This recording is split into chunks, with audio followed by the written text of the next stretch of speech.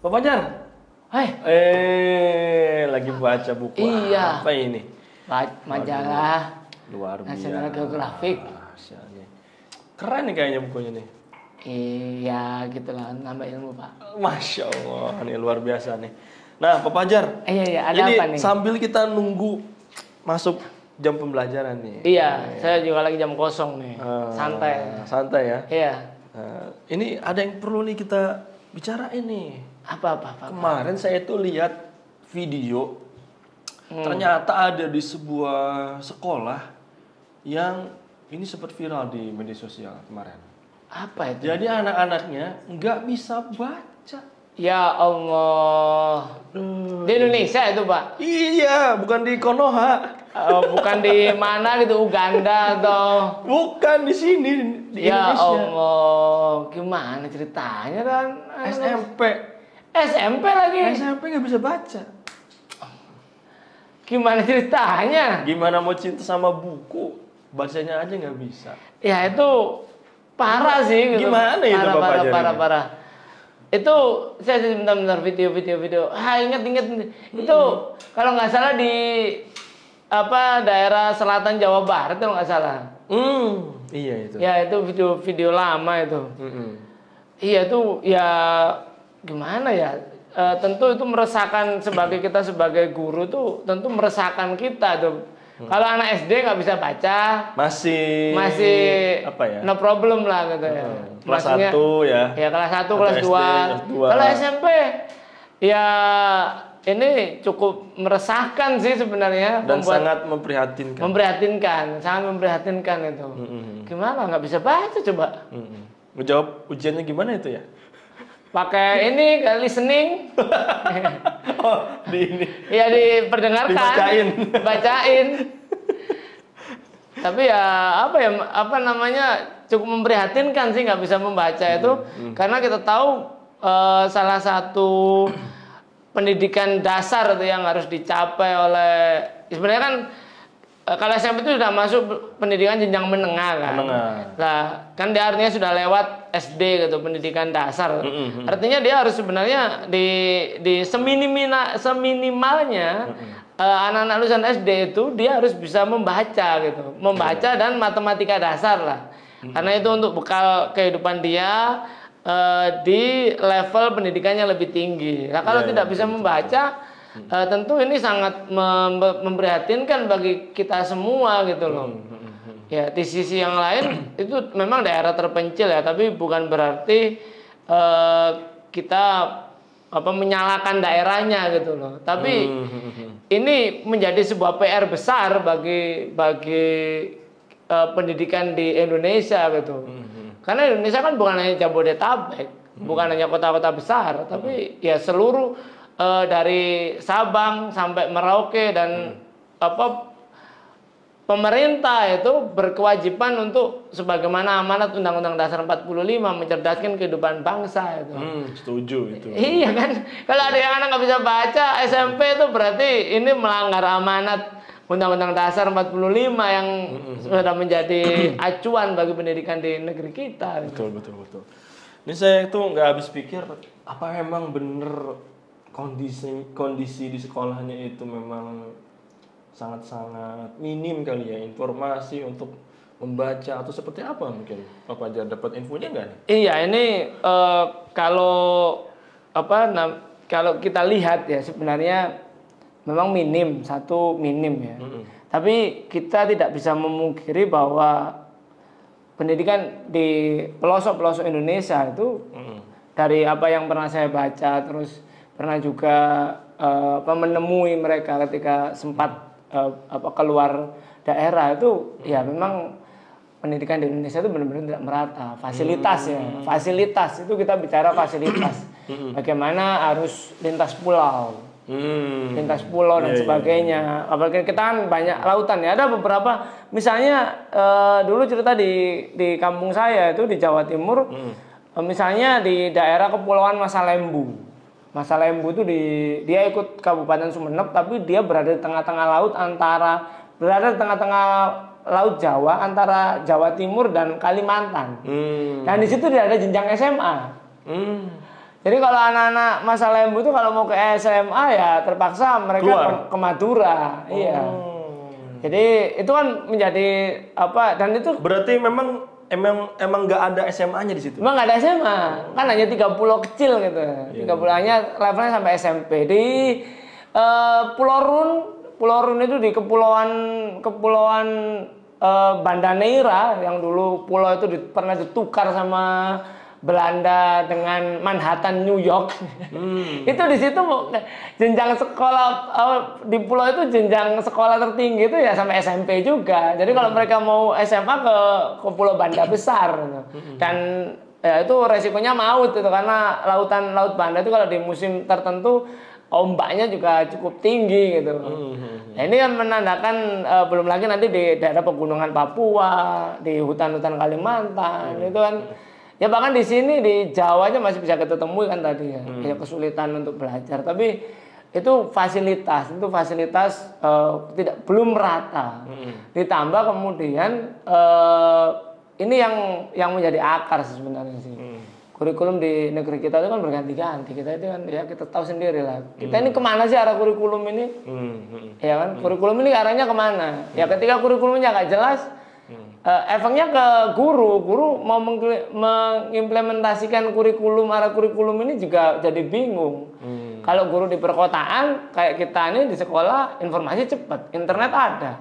Kalau di pedesaan sulit juga. Sulit ya. Jangan alat belum tentu ada. Walaupun alat ada, listrik belum tentu ada. Kalau listrik ada, sinyal internet juga belum tentu ada. Itu menjadi masalah dan akhirnya ya timbul masalah seperti ini sebenarnya yang meresahkan. Jadi kalau saya pikir ini sesuatu yang seharusnya menjadi perhatian, ya kan? Baik kita sebagai guru, kemudian juga mungkin para pemangku kebijakan, karena ini kan pasti berdampak. Nah, ya kan? Berdampak sama pendidikan di Indonesia ini. Khususnya untuk perkembangannya nih. Menurut Pak Fajar gimana nih? Pendidikan di Indonesia ini bisa dikatakan hari-hari ini berjalan di tempat ini ya. Bisa jalan karena padahal sekarang kurikulumnya udah merdeka. Justru kurikulum merdeka inilah yang banyak ketika saya bertemu dengan rekan-rekan guru itu banyak juga yang menyulitkan. Menyulitkan dalam artian karena kurikulum ini guru-guru itu dituntut untuk berkolaborasi dengan teknologi. Masalahnya satu, banyak guru-guru di Indonesia ini yang usianya sudah sepuh. Yang mereka ini secara pengabdian luar biasa. Metode pengajaran di kelas juga sangat menginspirasi gitu. Cuma masalahnya ketika dipaksa untuk bersahabat dengan teknologi yang mereka ini tidak menguasai. Ya wassalam gitu. Karena bisa jadi skillnya belum mereka dapat. Iya, belum mereka dapat. Pelatihannya itu belum dapat, itu satu. Yang kemudian ya tadi tidak merata. Tidak merata dan sebagainya. Yang mengakibatkan akhirnya memang kurikulum ini akhirnya membuat efeknya ke anak-anak itu, ke siswa yang tidak jelas mau diarahkan kemana. Ditambah kemudian guru-guru dengan kurikulum ini bukannya mereka itu memang departemen beberapa tahun ke belakang ini kan ada banyak pelatihan kan, ada banyak pelatihan dan sebagainya. Tapi pelatihan itu untuk apa sih? Pelatihan itu kan sebenarnya bukan untuk menambah ilmu guru-guru kayak yang kita rasakan itu. Orang dapat pelatihan itu malah sibuk menyiapkan berbagai macam berkas-berkas, administrasi ya. Artinya setiap guru-guru dapat kesempatan itu mereka bukannya kemudian menjadi sosok yang antusias karena dapat ilmu baru, tapi malah dapat tekanan. Itu kayak di filmnya 3 Idiot itu kan. Jadi tekanan di sini, orang bukannya antusias dapat ilmu baru, tapi mereka tertekan. Iya. Korbannya siapa? Ya anak-anak. Saya dulu merasakan ketika awal-awal rame-rame PLPG, terus ada PPG, terus sertifikasi dan sebagainya. Itu banyak kalau bahasa Jawanya itu kelas itu koter. Koter itu terbengkalai. Karena gurunya tuh sibuk menyiapin, apalagi dulu kan harus kuliah keluar, sibuk ini nyiapin berkas-berkas dan sebagainya, portofolio dan sebagainya. Anak-anak itu akhirnya dikasih, udah kerjakan LKS aja ya gitu. Jadi pada akhirnya ya berdampak secara secara tidak langsung waktu itu ya. Lama kelamaan ya akhirnya efeknya terjadi seperti ini. Ya coba bandingkan dengan guru-guru yang tadi ya, yang di pedesaan itu. Ketika mereka dapat itu kan mereka terpaksa harus ke kota. Kelas ditinggalkan. Kalau di sekolah di kota mungkin cadangan guru banyak, tapi di daerah itu kadang-kadang guru SD itu dari kelas 1 sampai kelas 6 gurunya cuma 1. Merangkap kepala sekolah, merangkap kepala TU, merangkap OB juga, dan satpam juga kadang-kadang. Cuma 1 itu gitu. Ya, akhirnya ya kalau ketika dia pelatihan di kota ya sekolah ini tutup 2 bulan gitu akhirnya. Ya nggak ada gitu. Iya. Nah, kalau sekarang kita ngomongin solusi aja nih. Oke. Kira-kira nih menurut Pak Fajar, dari masalah yang kita hadapi ini, masih ada siswa SMP yang nggak bisa baca di zaman yang saat ini, padahal gadget itu mungkin hampir setiap siswa punya ya kan, di daerah-daerah juga, di kampung-kampung mereka juga mulai banyak lah mereka familiar sama hal itu. Nah mungkin guru, kemudian sekolah, pemerintah ini menangani masalah ini gimana nih, melihat ada fenomena seperti ini? Iya, kalau dari sudut pandang guru ya, yang paling dekat, yang garis depan dengan siswa. Dengan siswa ya. Ya mereka tentu guru-guru harus memberikan impuls ya, memberikan impuls itu menjadi pemicu supaya anak-anak itu senang membaca. Ya, ketika ada siswa. Karena mungkin nggak menarik gitu jadinya, apa gimana ya? Atau tertariknya dengan yang lain gitu? Sebenarnya pengalaman saya dulu pernah mengajar di desa ya, karena sebelum mengajar di sekolah ini kan saya pernah mengajar di desa. Sebenarnya anak-anak itu tertarik gitu dengan membaca, cuma sumber bacaan itu terbatas. Karena sumber bacaan juga terbatas. Iya, di kampung itu kan ya nggak ada ya, nggak ada. Makanya saya dulu karena dulu dekat dengan rumah saya, waktu masih bujangan kan, dekat dengan rumah orang tua, dan saya tuh punya koleksi buku itu. Kadang-kadang anak-anak saya ajak aja ke rumah, itu mau ikut ke rumah nggak gitu. Atau kadang-kadang saya ke sekolah bawa majalah, bawa komik, bawa ini, buka perpustakaan aja di depan ruang guru gitu. Anak-anak silakan, karena di sekolah saya nggak ada perpustakaan. Anak-anak seneng. Saya ajak ke rumah, kita ngobrol, diskusi gitu. Ya sebenarnya itu salah satu pemicunya. Dan kalau ada anak yang tidak bisa membaca, ya berarti guru harus memberikan pengajaran. Itu satu. Sekolah, kalau dari sisi sekolah juga memang harus menyediakan fasilitas.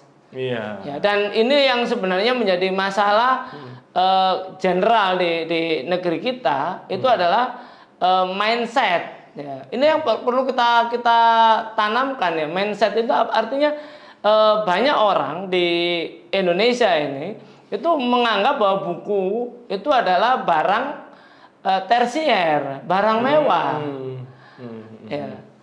Nah ini harus kita ubah. Jadi guru sekolah yang itu nanti bekerja sama dengan orang tua itu juga harus mengampanyekan budaya baca, sehingga membaca itu sebenarnya ini adalah kebutuhan pokok kita, dan buku itu sebenarnya bukan kebutuhan tersier, tapi itu ya minimal sekunder gitu loh. Ya kalau ujung-ujung bisa menjadi menjadi kebutuhan pokok, alhamdulillah. Bayangin orang kalau misalnya ketemu ya, saya beli majalah ini National Geographic itu kan lux gini kan ya. Ini harganya 75.000, mungkin bagi orang kampung mahal amat. Tapi ini seharga 2 box rokok itu loh.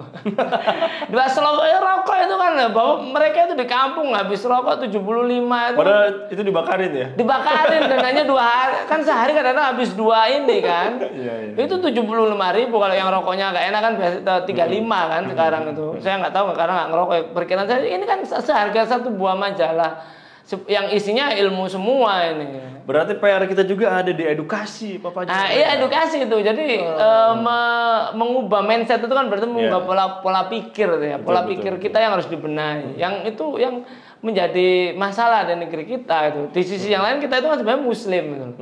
Mayoritas kita itu muslim yang harusnya punya mindset ya ikro itu loh. Bacalah. Ya, dan Al-Quran itu kan berapa banyak ayat yang mewajibkan kaum muslimin untuk membedah ilmu, membedah alam semesta gitu. Jadi ya itu yang kedua itu mindset. Dan kalau pemerintah sendiri, pemerintah tentu ya ini kebijakan pemerintah itu berbanding lurus dengan kritik masyarakat, kemauan masyarakat. Ketika masyarakat ini mereka tidak hanya menyajikan masalah tapi juga memberikan tekanan kepada penguasa gitu. Bahwa kita ini butuh pendidikan, kita nggak butuh infrastruktur tapi kita butuh pendidikan murah. Kita nggak butuh penguasa yang gaya-gayaan. Ya, tapi kita butuh pendidikan yang ini akhirnya ya mau tidak mau penguasa kota, kabupaten itu akhirnya mewujudkan itu. Ya. Nah, sekarang nih Pak Fajar mungkin kita juga perlu solusi nih untuk orang tua. Nah, orang tua juga kan mereka membersamai anak-anak ya di rumah. Nah, terkait dengan bagaimana sih menumbuhkan minat baca untuk anak-anak itu? Iya, ini kan sebenarnya pengalaman di sekolah kita ya. Pengalaman di sekolah kita ini jadi orang tua itu bukan hanya daftarkan anaknya, terus ditinggal gitu aja. Tapi kan ada sinergi di situ, sinergitas ya antara sekolah dengan orang tua. Karena ya kalau mungkin zaman dulu, zaman kita kecil, orang tua menitipkan anaknya ke sekolah, tapi di rumah itu mereka juga sadar kan bahwa anaknya itu juga harus dididik. Itu satu. Yang kedua, mungkin orang tua zaman dulu mereka tidak bekerja. Ya, jadi fokus banyak di rumah. Tapi hari ini kan orang tua itu dengan kesibukannya macam-macam. Nah, itu perlu sinergi. Jadi pihak sekolah memang perlu minimal sebulan sekali lah mengumpulkan orang tua, minimal ya 1 semester sekali kalau nggak ini, mengumpulkan orang tua untuk menjelaskan program-program sekolah dan agar terjadi tadi, jadi anak-anak di sekolah dididik untuk berakhlakul karimah, ibadahnya bagus, termasuk juga budaya atau habit kebiasaan berliterasi, membaca, tapi di rumah jangan sampai mereka itu melakukan kegiatan yang berkebalikan dengan yang ditanamkan oleh sekolah. Betul. Nah, ini memang harus sinergi memang. Orang tua harus paham bahwa apapun sekolahnya. Kan itu sebenarnya tidak terlalu memberatkan biaya kan sebenarnya. Karena itu hanya sharing pemikiran. Orang tua pengennya apa sih gitu. Orang tua itu pengen tujuan menyekolahkan anaknya ke sekolah kita itu apa sih. Dan untuk hal itu kita nggak perlu menunggu pemerintah, kelamaan kalau kita ganti kurikulum. Kurikulum kita aja semakin aneh gitu loh. Betul. Semakin nggak jelas itu. Karena kalau kita nunggu pemerintah terus ganti kurikulum ya itu seperti menunggu menunggu lebaran kuda itu. Nggak akan muncul. Perlu juga mungkin gini ya, orang tua perlu membersamai di rumah. Nah, ketika mungkin kita juga harus ngecek kali ya. Iya. Sejauh mana dia bisa baca atau enggak, ya kan?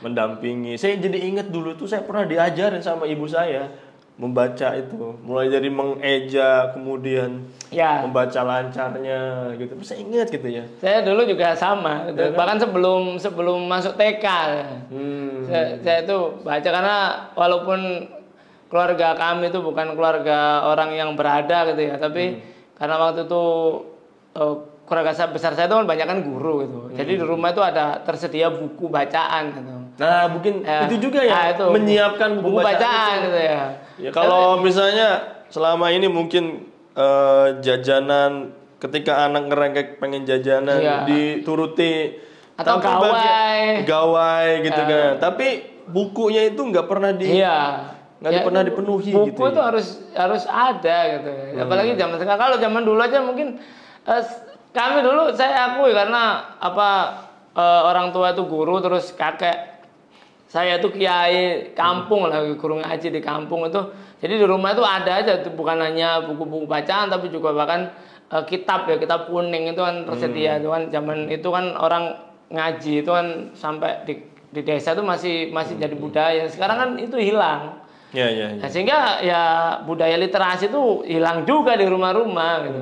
Padahal ya tadi satu sisi mindset juga itu menganggap bahwa buku itu mahal itu masih muncul di masyarakat kita. Ini pihak sekolah lah yang harus meluruskan hal itu gitu. Bahwa buku itu murah, buku itu penting. Malah sebenarnya yang lebih mahal itu beli rokok. Rokok ini, beli rokok itu mahal. Bapak nggak bisa ngerokok ya.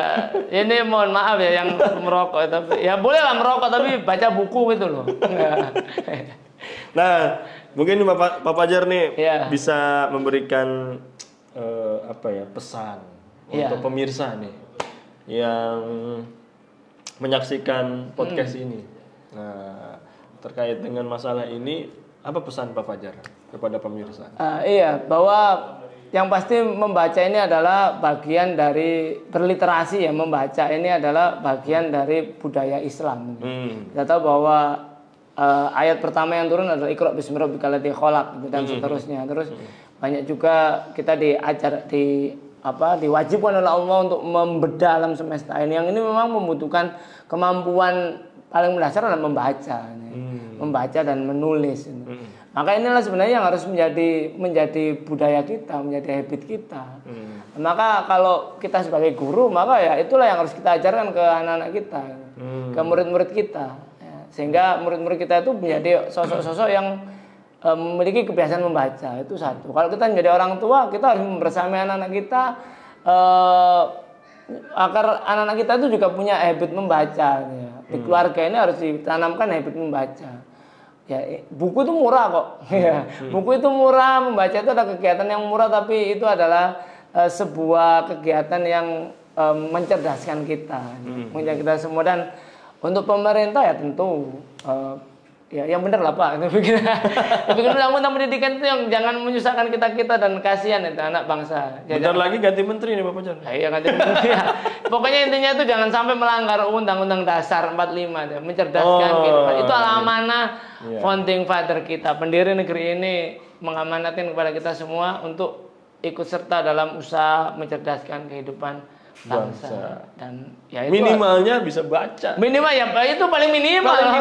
Jangan sampai ya. Jangan sampai rakyat Indonesia nggak bisa baca ini. Ya kita dijajah akhirnya itu.